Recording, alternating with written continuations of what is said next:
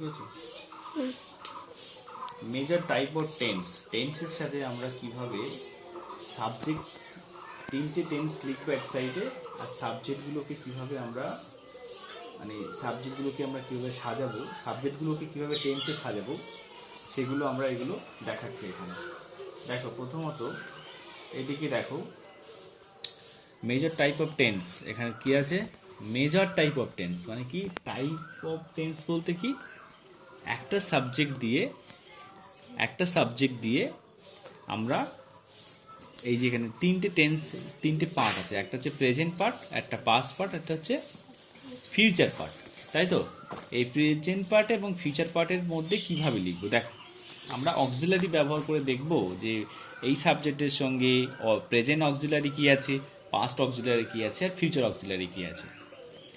এটা অনেক সময় আমরা ভুল করে ফেলি, তাই না? তাহলে প্রথমে আমাদের যদি আমরা লিখি এখানে প্রেজেন্টে আমরা কি লিখবো? আয়ের পরে কি হবে? আই অ্যাম, না অ্যাম তো, আই অ্যাম। আর যদি আমরা এই আইটাকে পাস্ট ফর্মে লিখি, মানে আই এর পাস্ট অক্সিলারি ভার্ব লিখি, তাহলে কি হবে? আয়ের পরে কি বসবে? আয়ের পাস্ট কি? আইটা পাস্ট টেন্স থেকে আমরা কি বলতে পারবো? আয়ের পরে কি বসবে? এই পাস্ট ফর্ম কি? অ্যাম এর পাস্ট ফর্ম কি? ওয়াজ, না? অস্ত? আরিয়ান, ভুল করছো কেন তুমি? ওয়াজ তো এখানে, হ্যাঁ? তারপর দেখো এখানে ফিউচার, তাহলে এখানে আয়ের পরে কি বসবে? ফিউচার রূপ কি হবে? খাতা দেখছো কেন তুমি? এটা বাজে অভ্যাস। আর তাহলে আয়ের পরে কি হবে? আই কি হবে?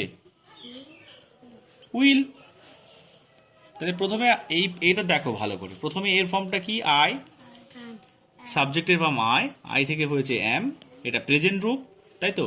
এই পাস্ট রূপে গিয়েছে, এটা আয়ের পরে আই ওয়াজ হয়েছে, আর ফিউচার রূপে গেলে আয়ের পরে আই উইল হবে। ঠিক আছে? তাহলে বোঝা গেল তো যে আমরা সাবজেক্টের সঙ্গে সাবজেক্টের পরে অক্সিলারি ভার্ব কী কী বসাবো, বোঝা গেল?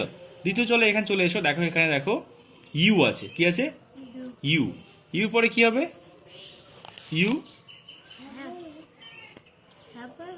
ইউর পরে কি হয়? ইউ হ্যাভ হয়। ইউর পরে আর হয় না। ইউর পরে কি বসে? ইউর পরে কি বসে? আর বসে তো, আরিয়ান? হ্যাঁ, ই